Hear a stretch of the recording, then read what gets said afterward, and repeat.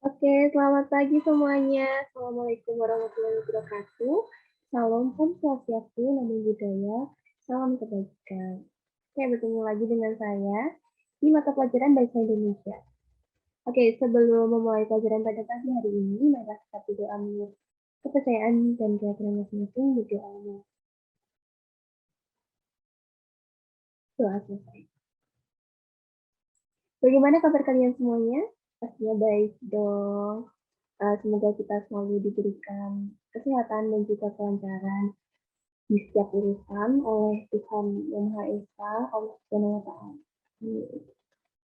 Oke, silakan kalian melakukan resensi mandiri pada link yang sudah saya kirimkan di artikel ya. Saya izin share screen dulu.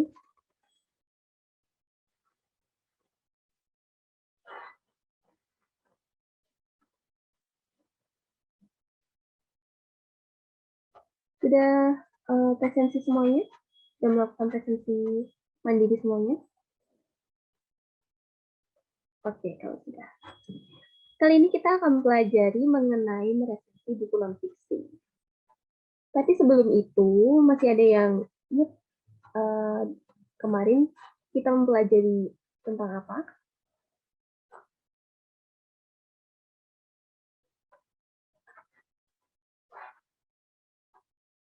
Nah, benar banget, cerita rakyat. Oke, jadi dari materi sebelumnya itu ada hubungannya dengan materi ini, yaitu mengenai bentuk dari cerita rakyat itu. Maksud dari bentuk yang saya maksud itu, ada yang berbentuk sovel dan hafal. Nah, buku itu pastinya bentuknya hafal ya teman-teman, bukan yang PDF atau sebagainya. Nah, ini salah satu contohnya, buku cerita rakyat yang ada di Jawa Tengah. Nah, ini bisa diresensi teman-teman. Tapi kali ini kita yang akan kalian pelajari itu meresensi mengenai non-fiksi. Nah, non-fiksi itu tentunya bentuknya seperti bukan cerita atau novel itu, tapi lebih seperti mengenai pelajaran, kemudian tentang sejarah dan sebagainya. Oke, kita lanjut. Nah, teman-teman ada yang tahu tidak resensi itu apa? Menurut kalian itu resensi apa? Ada yang mau menjawab? Oke. Kalau tidak ada, langsung saja ya kita ke resensi menurut para ahli dulu. Oke. Ini ada beberapa resensi menurut para ahli. Ada yang menurut Kuris Keraf, yaitu resensi merupakan suatu ulasan mengenai nilai dari setiap karya atau buku. Kemudian ada dari WJS Award Darminta, yaitu suatu pertimbangan atau perbincangan tentang sebuah buku yang menilai kelebihan atau kekurangan buku tersebut. Menarik tidaknya tema dan isi buku, kritikan, serta dorongan kepada halayak tentang perlu tidaknya buku tersebut dibaca, dimiliki, atau dibeli. Lalu ada dari Yus Rusyana, yaitu suatu tulisan mengenai buku pengetahuan, sastra, kamus, ensiklopedia, dan sebagainya yang mengikhtiarkan, menggambarkan, menjelaskan, dan meneliti. Kemudian ada dari Panuti Sujima, yaitu pembahasan dan penilaian yang pendek tentang suatu karya tulis. Konteks ini memberikan arti penilaian, mengungkap secara sekilas, membahas atau mengkritik buku. Kemudian ada dari Usuasti, itu resensi adalah kupasan atau pembahasan tentang buku, film, drama yang biasanya disiarkan melalui media massa seperti surat kabar atau majalah. Oke, lanjut ya. Jadi dari definisi resensi menurut para ahli itu bisa disimpulkan bahwa resensi adalah suatu penilaian terhadap sebuah karya. Nah, karya yang dinilai itu tidak hanya berupa buku ya, ada karya film dan juga drama. Kata resensi itu berasal dari bahasa Belanda atau resensi dan bahasa Latin essentio, essendere atau juga revidere, yang artinya mengulas kembali. Oke, kita lanjut ke unsur, jenis, tujuan, dan manfaat dari resensi.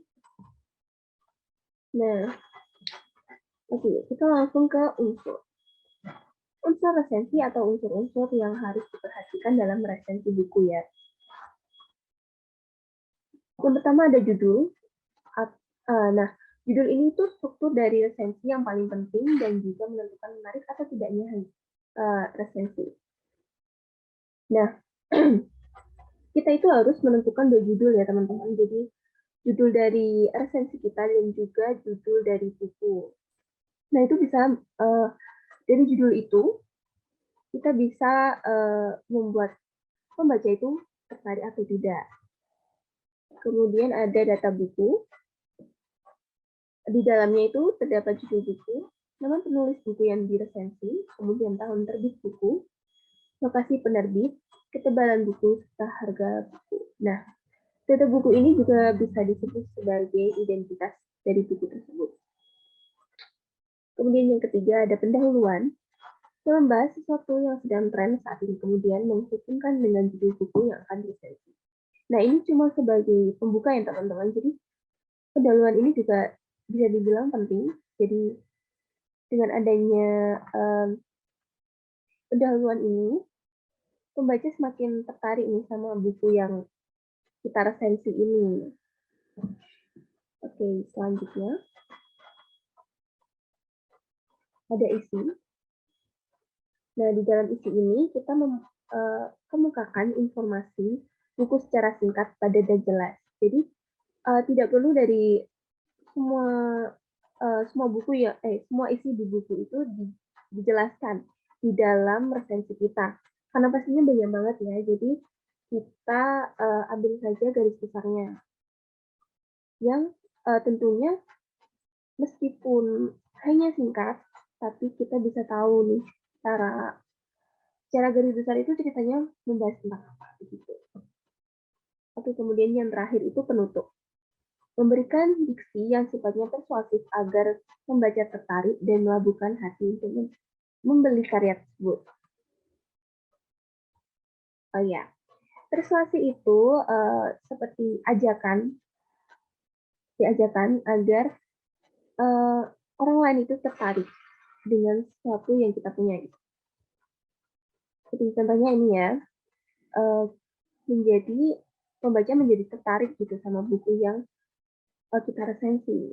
Nah, dalam penutup ini biasanya kita seperti merekomendasikan ya, kita harus membeli buku ini karena di buku ini kita bisa belajar mengenai bla bla bla bla.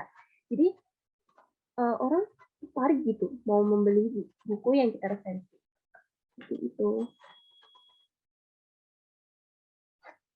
Oke, lanjut ke jenis resensi.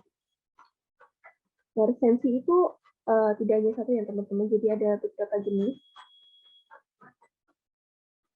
Ada 5 jenis resensi. Yang pertama ada deskriptif, kemudian ada informatif, kemudian evaluatif, kemudian informatif, evaluatif, dan juga kritis. Nah, yang pertama deskriptif. Dalam resensi deskriptif ini kita biasanya penulis itu akan membahas secara detail setiap bagian di dalam buku tersebut. Jadi detail banget, tidak terlalu singkat tapi juga tidak terlalu banyak gitu ya teman-teman. Kemudian ada informatif. Nah, di dalam informatif ini biasanya seperti garis besarnya ya teman-teman, dan lebih ke mementingkan mengenai informasi yang sangat penting. Kemudian ada evaluatif. Nah, di dalam evaluatif ini biasanya penulis akan menyajikan penilaian resensi tentang isi buku atau hal-hal yang berkaitan dengan buku. Jadi lebih ke fokus ke penilaian. Maaf jika ada suara hujan ya teman-teman, di sini lagi hujan deras. Kemudian informatif dan evaluatif.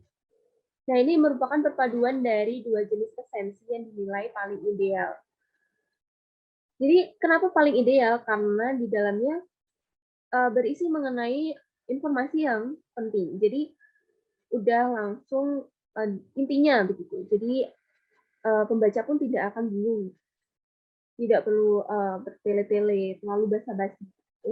Kemudian ada evaluatifnya, yaitu penilaiannya. Jadi, pembaca pun akan tahu gitu, oh novel ini tuh semenarik apa sih, sebagus apa sih. Ya, lalu ada kritis. Dalam resensi kritis ini biasanya berbentuk ulasan detail dengan metodologi ilmu pengetahuan tertentu. Jadi lebih kritis begitu ya.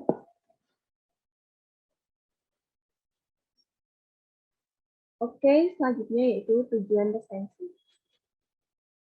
Nah, tentunya kita meresensi buku ini tuh ada tujuannya ya teman-teman, tidak hanya asal resensi gitu.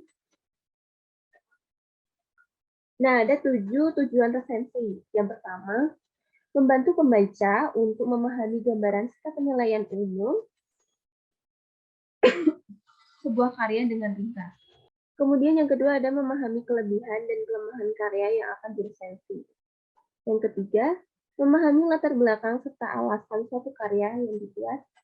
Kemudian yang keempat, memberi masukan pada pembuat karya berupa kritik dan saran. Yang kelima, mengajak pembaca untuk berdiskusi mengenai karya yang diresensi. Kemudian ada memberi pemahaman serta informasi dengan komprehensif pada pembaca mengenai karya yang diresensi tersebut. Lalu ada menguji kualitas karya dan membandingkan dengan karya lainnya.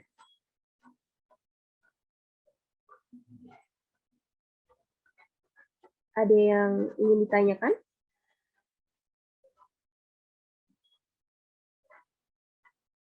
Jika tidak, saya lanjutkan. Manfaat resensi. Nah, tentunya resensi itu ada manfaatnya ya teman-teman, dan juga manfaat dari resensi ini tidak hanya untuk pembaca ataupun penulis. Oke, kita lihat ya. Manfaat resensi. Nih, manfaat untuk pembaca. Yaitu pembaca dapat mempertimbangkan sebelum membeli suatu buku. Jadi dengan ada resensi ini kita bisa sebagai pembaca bisa lebih apa ya istilahnya? Ya jadi bisa lebih bisa mempertimbangkan. Misal resensi, oh menurut penulis resensi itu ini kurang baik karena penulisannya yang susah untuk dimengerti seperti itu. Jadi lebih baik tidak dibeli gitu. Dan memilih buku yang lain yang juga materinya serupa. Kemudian manfaat untuk resensi, yaitu menambah eksistensi, penghasilan, keilmuan, dan juga kreativitas penulis. Nah, maksud dari resensi ini itu si penulis resensi ya teman-teman.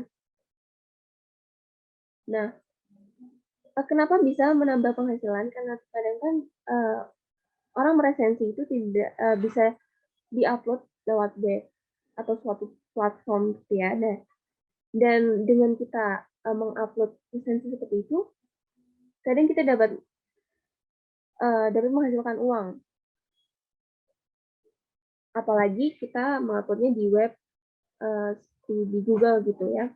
Biasanya mendapatkan istilahnya monetisasi seperti itu. Monetasi. Oh, maaf, saya agak belibet ya bilangnya teman-teman. Kemudian manfaat untuk penulis buku yaitu mendapatkan umpan balik atas karya yang telah ia buat. Jadi penulis dapat istilahnya introspeksi dengan tulisannya. Oh, kira-kira apa sih kekurangannya gitu dari tulisan yang dia buat sebelumnya itu. Oh, misal kurang rapi atau bahasanya masih susah untuk dipahami. Nah, itu bisa menjadi istilahnya seperti kritikan yang membangun untuk para penulis.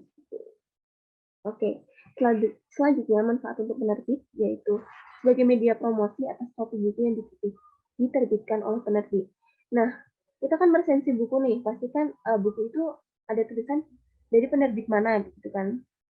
Nah, pasti orang-orang setelah baca mungkin pembaca pun pasti ada nih pembaca yang juga penulis.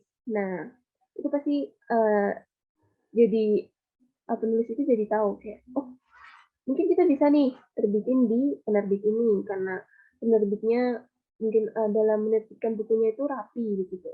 Nah, oke. Lanjut ke manfaat untuk media massa, yaitu bentuk nilai untuk meningkatkan pemasaran melalui media massa. Oke, kan tadi sudah saya jelaskan ya mengenai pengertian resensi itu apa, kemudian unsur dari resensi itu apa, tujuan untuk meresensi itu apa, kemudian jenis-jenisnya itu apa, dan juga manfaatnya. Nah, oke, sudah saya kirimkan juga ya link Gform tentang soal mengenai resensi ini. Teman-teman boleh off-cam dulu, kemudian mengerjakan soal yang sudah saya buat. Saya tunggu 10 menit ya teman-teman. Oke, 5 menit aja. Karena soalnya hanya sedikit dan juga mudah lah untuk kalian kerjakan.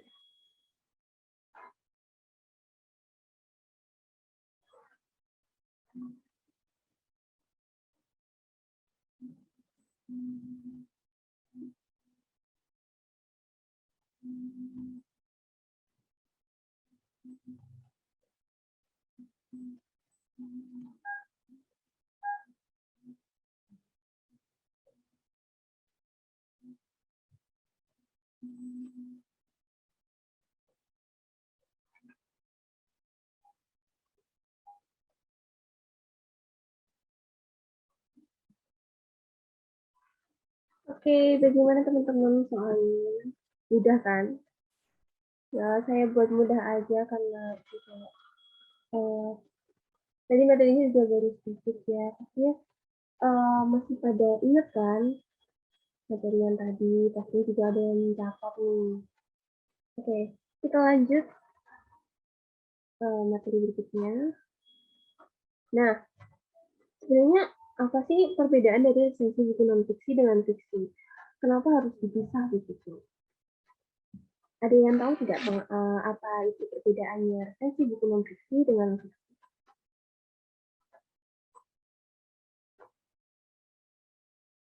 Ya. Silakan mencoba menjawab ya teman-teman. Perbedaannya? Perbedaannya karena yang satu non-fiksi dan juga fiksi. Oke, itu benar ya teman-teman, tapi bukan seperti itu yang saya maksud. Oke, karena ini masih pada bingung ya, apa sih perbedaannya? Oke. Jadi perbedaannya dari dalam resensi buku fiksi dan juga non-fiksi itu, nah kalau meresensi buku fiksi itu terdapat unsur intrinsik, seperti tema, tokoh atau penokohan, kemudian ada alur, sudut pandang, latar, serta amanat yang harus diresensi. Sedangkan dalam resensi buku non-fiksi, unsur-unsur tersebut itu tidak ada ya teman-teman, karena dalam buku non-fiksi itu tidak mungkin ada tokohnya, kemudian ada alurnya atau sudut pandangnya. Oke. Nah, dalam unsur resensi buku non-fiksi itu terdapat judul seperti yang definisinya itu seperti yang tadi definisi itu. Kemudian data buku dan juga ada lead. Lead ini pembukaan sama seperti pendahuluan yang tadi saya jelaskan. Kemudian isi resensi. Nah, dalam isi resensi ini terdapat ringkasan atau garis besar dari isi buku tersebut. Kemudian ada kelebihan dan juga kekurangan dari buku yang kalian resensi itu. Kemudian yang terakhir penutup. Yang penutup ini sama juga ya teman-teman. Jadi istilahnya seperti diksi yang persuasif yang bisa mengajak para pembaca resensi ini membeli buku tersebut tertarik dengan buku. Oke ini. Nah, silahkan teman-teman buat 4 orang berkelompok begitu diskusikan mengenai hal apa yang tidak perlu dibahas dalam resensi suatu buku, baik itu fiksi maupun non-fiksi, dan juga kesalahan menulis yang sering terjadi ketika meresensi. Nah, hasil dari diskusi ini bisa dibahas pada pertemuan berikutnya. Nah, ini teman-teman kelompoknya mau dibuat baru atau pakai yang lama ya?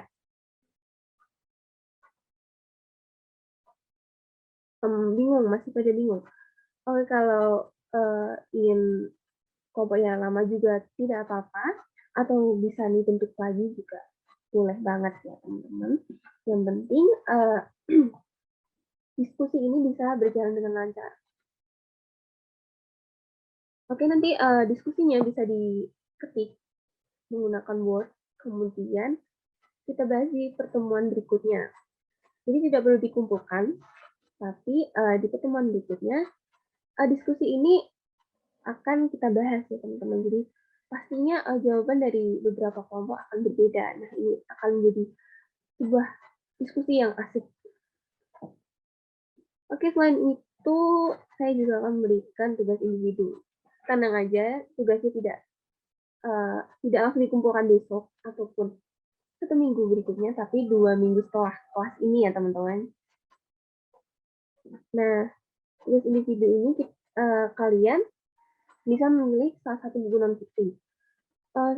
Buku non-fiksi itu contohnya seperti apa sih, Bu? Nah, nih, misalnya seperti ini ya teman-teman. Ini kinerja otak. Dongkrak kinerja otak berpikir lebih cepat. Nah, pokoknya seperti buku pelajaran bisa buku pelajaran kalian seperti contohnya ini ya teman-teman. Ini buku SMP sih.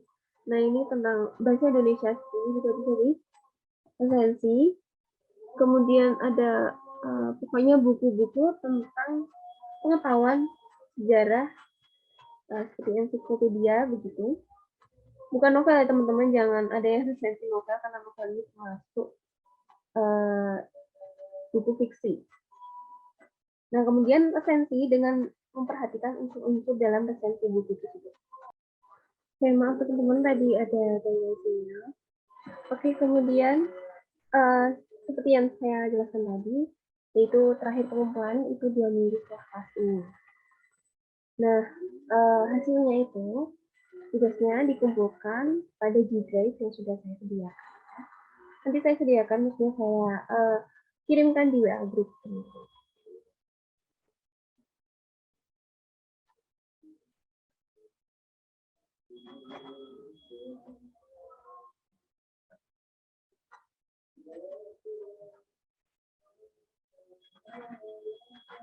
Oke, jadi sudah selesai ya teman-teman untuk pelajaran pada pagi hari ini. Nah, saya simpulkan dari penjelasan tadi, jadi resensi itu yaitu suatu penilaian terhadap sebuah karya. Nah, karya tersebut tidak hanya dinilai berupa buku, tapi juga ada karya seni film dan juga drama. Nah, terdapat unsur-unsur dari resensi, ada judul, kemudian ada pendahuluan, isi buku, dan juga penutupan. Oke, mungkin itu saja yang dapat saya jelaskan. Nah, teman-teman harus rajin-rajin belajar ya, jadi jangan menyepelekan bahasa Indonesia. Bahasa Indonesia itu mudah banget, padahal sebenarnya bahasa Indonesia itu sedikit rumit ya teman-teman, kalau misalnya kita tidak tahu tentang materinya. Jadi jangan menyepelekan. Nah, belajarnya cukup santai tapi fokus begitu loh. Jadi jangan terlalu diforsir gitu ya, jangan sampai belajar itu sampai malam, jadi harus 2 jam, 3 jam, 4 jam, 5 jam, itu tidak perlu. Yang penting sebentar tapi kalian fokus dan jadi mengerti materinya. Itu tidak hanya untuk bahasa Indonesia ya teman-teman, jadi pelajaran yang lainnya juga begitu. Jangan sampai dengan kalian terlalu belajarnya terlalu diforsir sampai kalian sakit. Dan juga tentunya tidak dapat mengganggu mental teman-teman. Jadi yang santai saja, tapi fokus. Nah, karena kita harus belajar terus ya Pak, teman-teman, karena barang siapa yang bersungguh-sungguh, maka dia akan mendapatkan kesuksesannya. Jadi, untuk materi selanjutnya kita akan bahas mengenai resensi lagi, tapi ini mengenai resensi buku fiksi. Nah, tentunya ada hubungannya jadi sama resensi buku non fiksi ini. Sama-sama resensi. Oke, sebelum saya tutup, marilah kita berdoa menurut kepercayaan dan keyakinan masing-masing. Berdoa mulai. Doa selesai. Oke, jangan lupa kerjakan tugasnya teman-teman, karena tentunya itu untuk nilai kalian. Kalau kalian tidak mengerjakannya, tanggung kalian sendiri ya. Oke, wassalamualaikum warahmatullahi wabarakatuh. Sampai jumpa di pertemuan berikutnya. Teman-teman, boleh keluar dari Zoom ya. Oh ya, jangan lupa presensi juga. Dadah.